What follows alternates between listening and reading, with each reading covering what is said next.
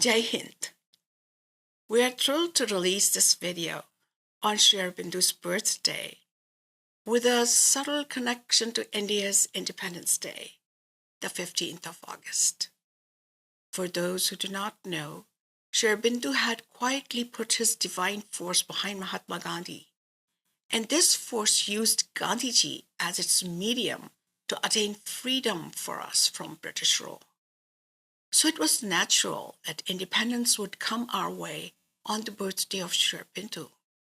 Since Mother and Sri Aurobindo never advertised this or other compassionate actions of the divine force they afforded to humanity, in time the Supreme took it upon himself for the world to know it all. Anything touched by the divine becomes eternal. Is it not 1,000 times better than self-advertising, which remains as transitory as all perishables? I am one of Didi Ma's disciples, Devashish. I will be reading a few parts written by Didi Ma in this video as well. We have received a few questions, and we offer the following response as a fusion of them. What did you do to invite Sri Aurobindo and the mother into your life? Will you tell us more about the meeting with the mother? How about sharing with us some more experiences you had with them? Let me begin by saying, I have always naturally had a great regard for all divine beings. A word in Sanskrit called Shraddha is usually translated into English as faith or trust. Shraddha, in actuality, is much more than that. It not only contains faith and trust, but goes beyond to add an enduring respectful regard, a genuine appreciation for the accomplishment of the spiritual being, and a desire to learn whatever you can from them, and last but not least, to feel and see the divine manifestation in them. The greater the Shraddha, the more one imbibes what they offer. It is also true that Shraddha for an undeserving person can injure you. But without taking a chance, you cannot achieve much in any field of life. When one comes in touch with one's inner soul, also called the psychic being, the Shraddha trait inevitably surfaces. It also has an aspect of intuitively knowing, where without any mental prowess or mental intrusion, one naturally begins to know or intuitively acts in the right manner. It becomes the foundation of the entire edifice of spirituality and also of one's material life. A great being, Avadhut Babaji of Banaras, once brought it to my attention by asking, "Where did you get this Shraddha for saints and such beings?" I didn't quite know the importance of this component, so I asked truthfully, "Do I have any?" "Yes," he answered, "you have plenty of it, but where did you get it?" is my question. I didn't know the answer. He asked again, "So, from where did you get it?" "Must be my Guru's grace," I finally answered. But he declared in his melodious voice, "No, Shraddha is your girlfriend." "And you are a poet," I said to myself. Before he departed from this earth, the final message that he gave had a poignant line I believe was addressed to me. It read, "Whenever with your girlfriend Shraddha you look for me, you'll find me right there." So let's begin with some Shraddha then. For faiths can crack and trusts get broken, beliefs may change, but Shraddha forever remains intact. It is difficult to say what exactly is it made up of, as it sees without eyes and hears without ears, but mainly it just knows. I used to see Sri Ramakrishna, Swamiji, and the Holy Mother appearing in my sleep forever. I had read almost all the literature about them, and I suppose the exhilaration I experienced and Shraddha I felt for all of them might have been what compelled them to appear times without number as recurring dreams. But about Sri Aurobindo and the Mother, I knew nothing.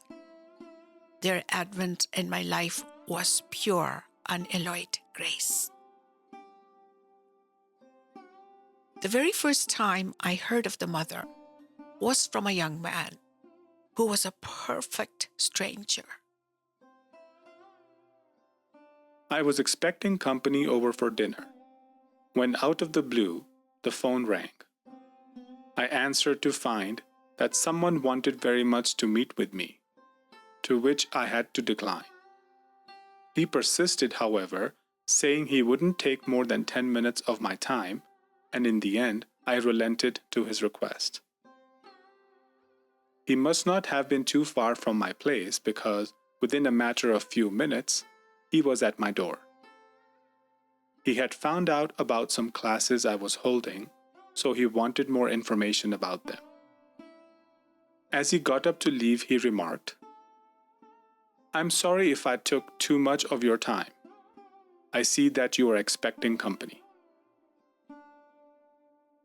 I surprised myself when I answered, "Yes, I am. Would you like to stay for dinner?" Was it the trait of hospitality we Indians have or what? He accepted gladly and sat down. To my astonishment, it was one of the most enjoyable dinners I've had. The young man had an uncanny sense of humor, made everyone laugh, and ate with gusto as if he had eaten spicy Indian food all his life. Before leaving, he told us an inspiring story. I had been working all day for the Mother, chopping wood for our Center of Integral Yoga.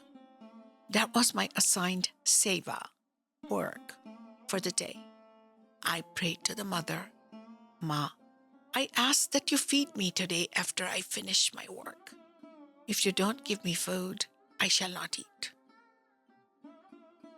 Now that my work was done, I was tired and hungry, yet no sign of food had come from anywhere. I sat down on a bench and waited. I noticed a newspaper line there with listings of esoteric classes. That's how I found your number and called you. The Mother not only fed me well, she fed me with delicious Indian food. That night, I wondered several times about the story of the young man. Who is this Mother? She must be someone special to create such faith and surrender in a person. A couple of years later, right after my Sadguru's Mahasamadhi, final departure, when Sri Aurobindo appeared to me and asked me to read his synthesis of yoga, I went to the very same integral center to get it. As I entered, I saw a table in the middle of the bookstore where sat a picture of a woman surrounded by an incense holder and some such things. I asked, "Who is she?" "The Mother," they said. I stood there gazing at her. So this is she that young person was talking about. I wanted to have a copy of the picture, but it was the only one they had, and they wanted to keep it for themselves. Other photos were available to purchase, but I liked this one in which the smiling, dark eyes of the Mother looked at you with an undefinable inner bliss and calm. Just then, in walked an elderly Indian lady wearing a sari. She turned to me and asked, "You like this picture, don't you?" "Very much so," I answered. She smiled and replied, "I'll let you have it." Graciously, she handed me the picture frame and all. I offered her something for it, but she wouldn't accept any money for it. That's how I met with the mother. In the days to come, she would visit me with Aurobindo, or many a time come alone in my sleep. I started to write down most of the interactions I had with them. For example, once she told me that in such and such year, I would be in India, meet with certain people, and live at their place regularly. I asked with some trepidation, "Mother, I will go nowhere else? Why is it so?" She laughed. "Did I not stay in my ashram mainly?" "Would it be an ashram then?" I asked. She didn't answer, but broke into a peal of beautiful laughter again. Years later, as was foreseen by her, I came in touch with this family we had known well in our childhood. But after moving to the US, staying in touch with them was infrequent. More so for me, as I didn't typically visit with any friends or relatives, even when I went to India to see Ma Indra Devi ji or Baba ji. It took only one short visit with them to resume our lifelong relationship and friendship. Mother was right on the dot. Each time I visited India, starting the year she had predicted, I always stayed with them. What Bhaiya, the head of the family, and Bhabhi, his wife, had done for me cannot be repaid or described. While Bhaiya became the first president of our trust, Bhabhi and I, and frequently Arush, used to take off for our sojourns in India.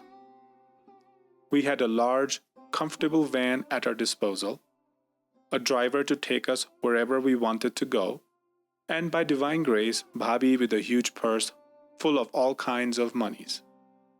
There was so much to see and learn about India and its culture.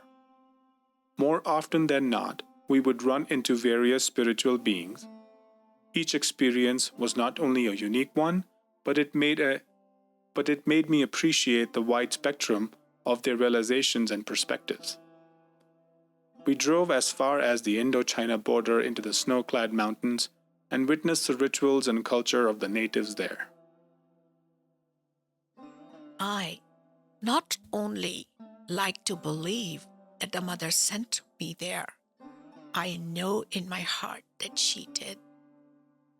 When the divine acts through some of his human mediums, it is always a matter of great gratitude and bliss for a devotee to realize that she is being looked after by the Great One.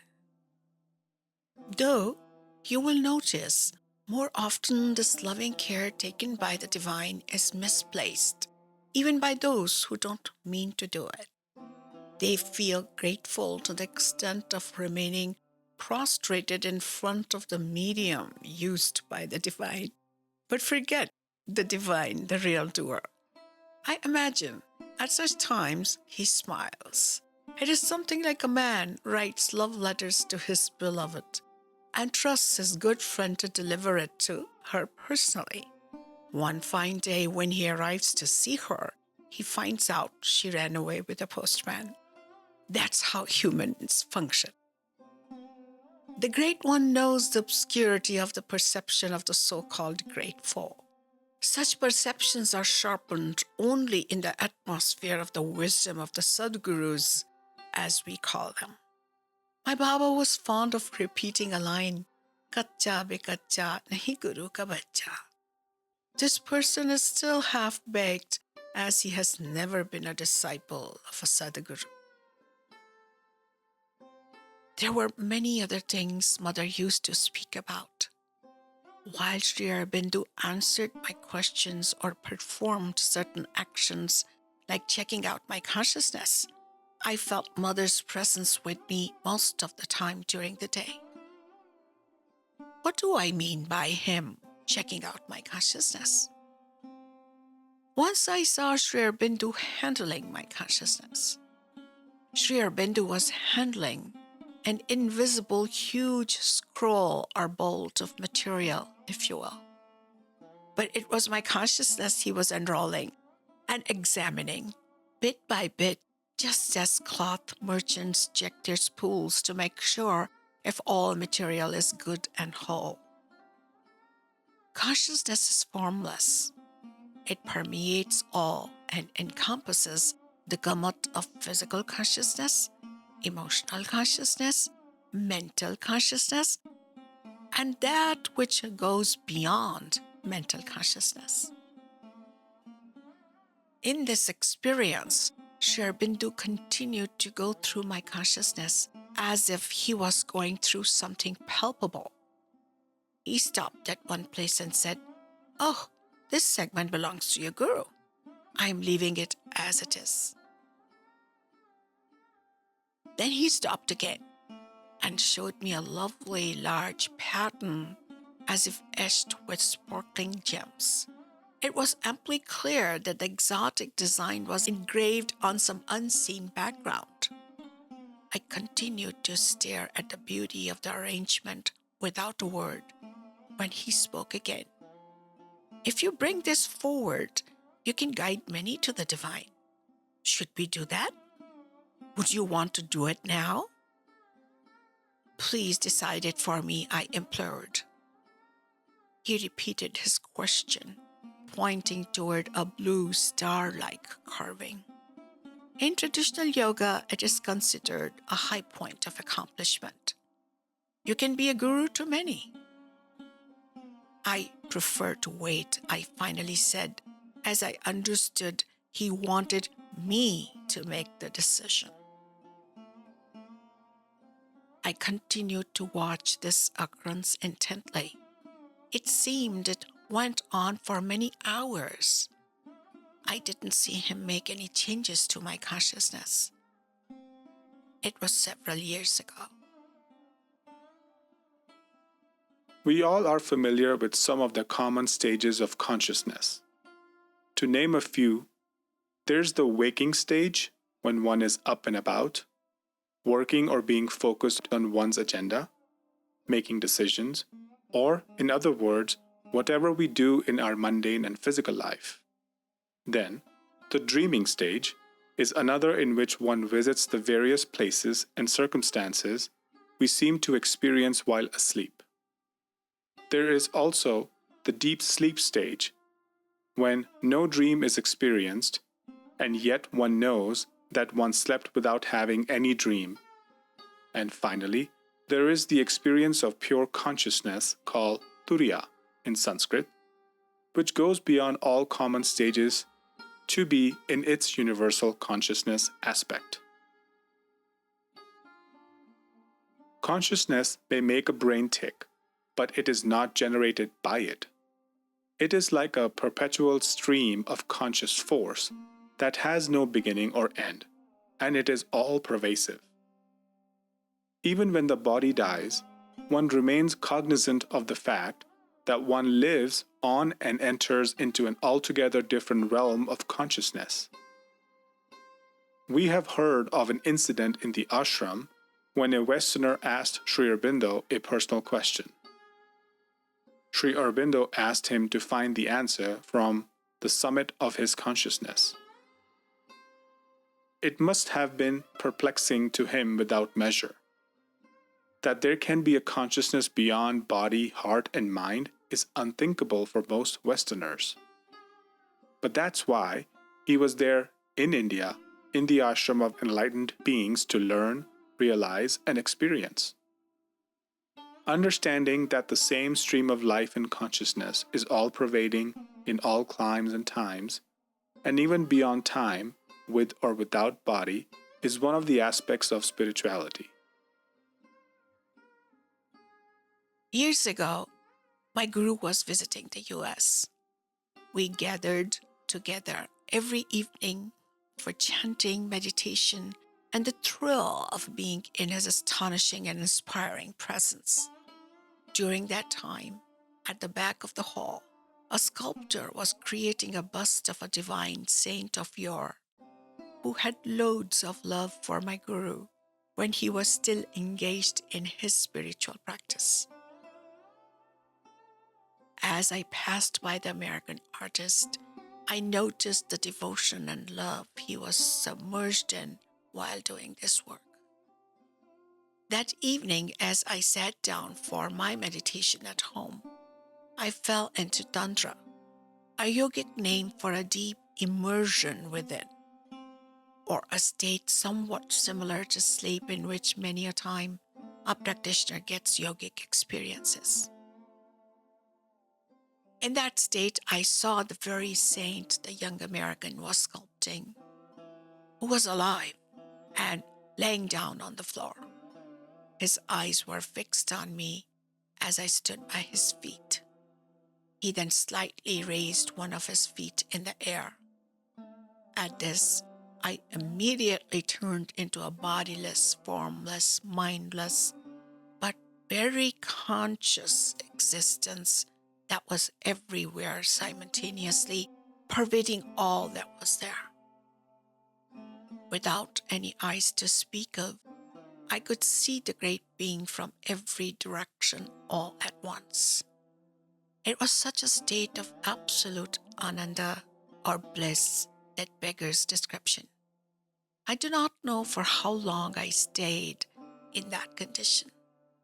A very conscious existence that pervaded everything, a fulfilling and sublimely beautiful state that defies all words. But then the Great One raised his foot again, and I noticed it.